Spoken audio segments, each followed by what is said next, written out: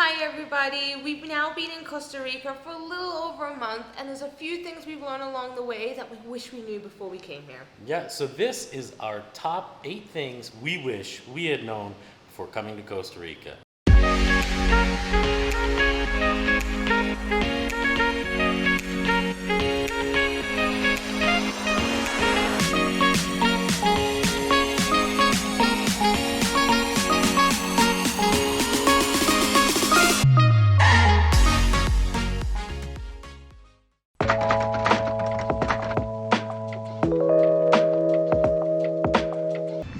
Now, the first thing we wish we knew is transportation and how long it takes to transport throughout the country. Now, we were staying in Puerto Viejo and we wanted to get to San Jose. Now, that is how many kilometers? 215 kilometers, and it actually took us about 5 hours by bus. Yeah. It roughly about 40 kilometers an hour average to get from one city to the other. Pretty long for such a short distance. And actually what we had heard through different forums and expat groups on Facebook is that there's been some highways that have been under construction for a little over a decade by now. So it's not expected to change anytime soon. So when you're traveling, plan accordingly. Yeah. Keep the time a factor. Yeah, budget your time Yeah. accordingly.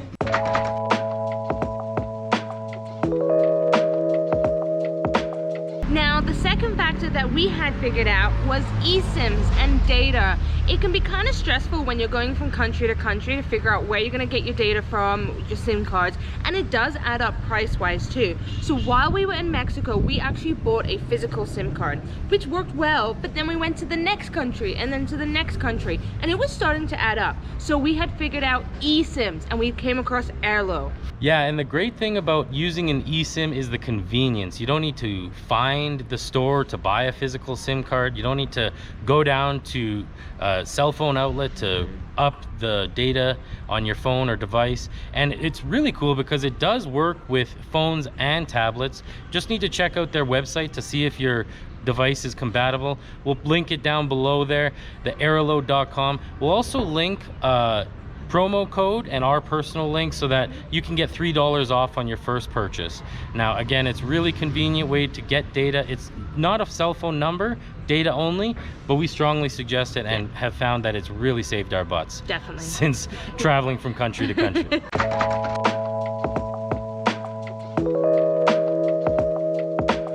Now, another thing we wish we had known before coming to Costa Rica was just how much the weather can fluctuate for such a small country.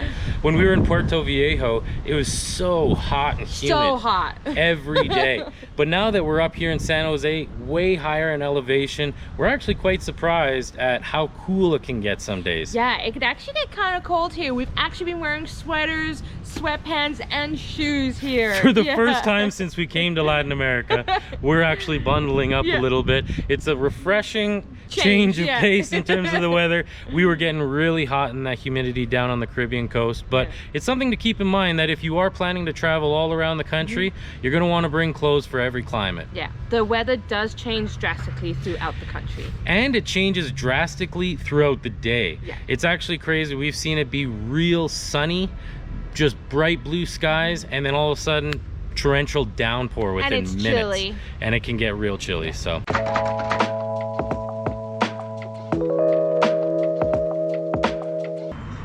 the next factor is that Ubers are kind of not really legal. yeah, there's a bit of a gray area. Yeah. They're not technically legal. Cabs are obviously encouraged to use. They are. But from what we've heard, the Uber is actually a much safer, cost-effective way to travel around certain parts of Costa Rica. It's not available everywhere. No. But here in San Jose, they are available. They're just not in the full legal zone. The way that they get around it though is the driver will ask that one of you sits up front with them so that it's kind of looks like you're just getting a ride from this person. Yeah, like it's a ride among friends or like family, you know? So we've got an Uber pulling up now. We're gonna be jumping, one of us, probably me, is gonna be jumping up in the front seat so that we kind of get in that little loophole. So it is not weird to be sitting up front seat for your Uber and they'll actually ask you. So if you don't understand them, they're probably telling you to sit up front. Yeah, if you get one that doesn't speak English, that's what they're trying to say.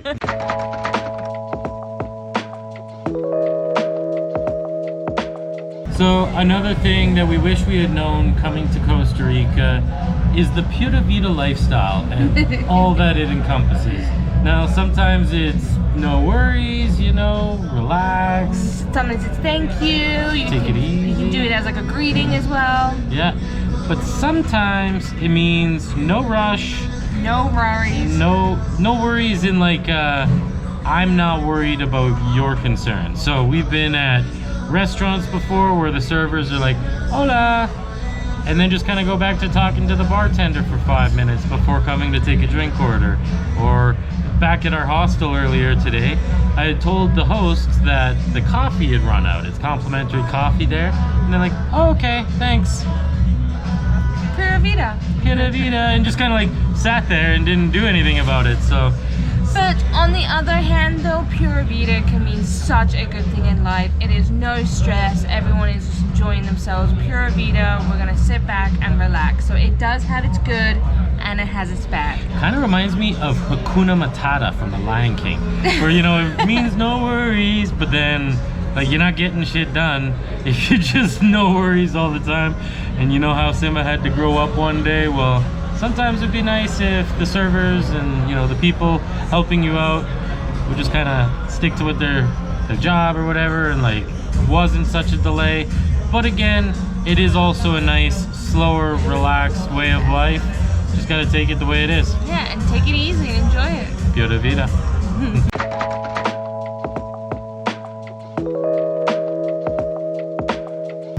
Now, one more thing we wish we had known coming to Costa Rica is the taxes. There's a 13% sales tax, and when you come out for dinner, lunch, or anywhere that includes some form of service, they actually include a 10% service tax, which is essentially the tip.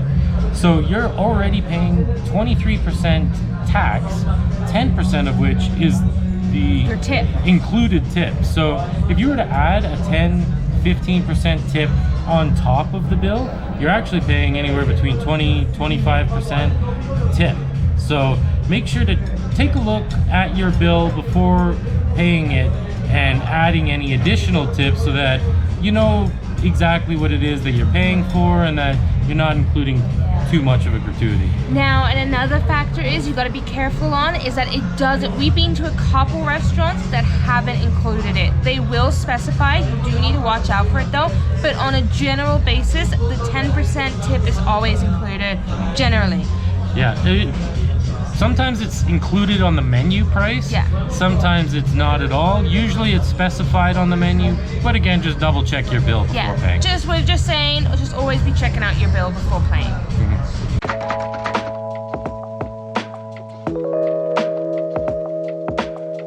Now, one more thing we wish we had known a little bit more about before coming to Costa Rica is the different currencies they use.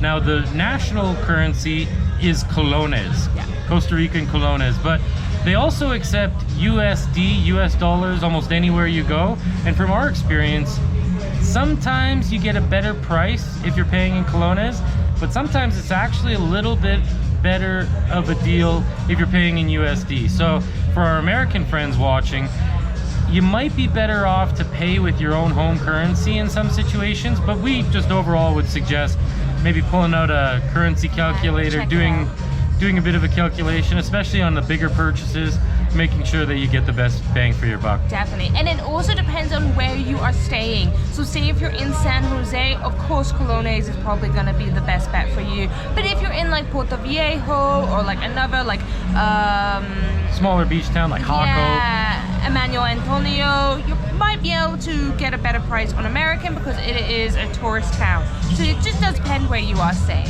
Yeah.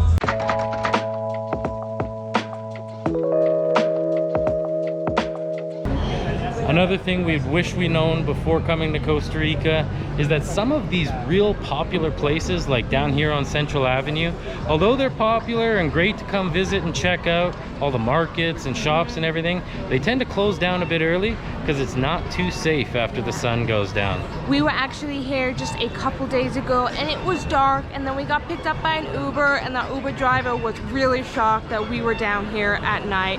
More Kyle's okay, but it's more me blonde hair, blue eyes, that you can be a bit sketchy. But you do have to be careful. If I keep my mouth shut, I blend in a little bit, but her blonde hair and blue eyes, not so much. Yeah. Now we're down here. Sun hasn't set yet, so we're okay. But yeah, like she said, the Uber driver gave us a real weird look, like, yeah, what are you guys doing down there? Yeah. And Jess was even feeling it herself when we were down there waiting for him. She was like, yeah, we're kind of getting some looks, so can't wait for this Uber to get here. So one thing we wish we had known is, you know, that some places aren't that safe, and that you definitely want to make sure that you're back at your hotel or Airbnb, or at least do a little bit of research as to what neighborhoods are safe to hang out at in the late evening. Yeah, because we were actually dropped off at another area, and he's like, no, it's fine, like, you're in a good area. You just have to be careful in certain areas that you're in, and be careful about your valuables. And also, when we were in Puerto Viejo, we hit up the nightlife a little bit, went partying and whatnot.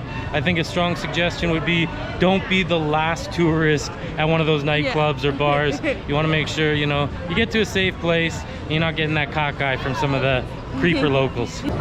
So with that said, I think it's time that we wrap up this video, as the sun is starting to set here. Probably should get back to our hostel here, but we hope that you found this video informative and entertaining. If you did, don't forget to smash that like button. If you'd like to further support the channel and follow our journey through Costa Rica and beyond, make sure to click subscribe and ring-a-ding-ding-dong that bell so you'll be notified of our future videos. And until next time, bye.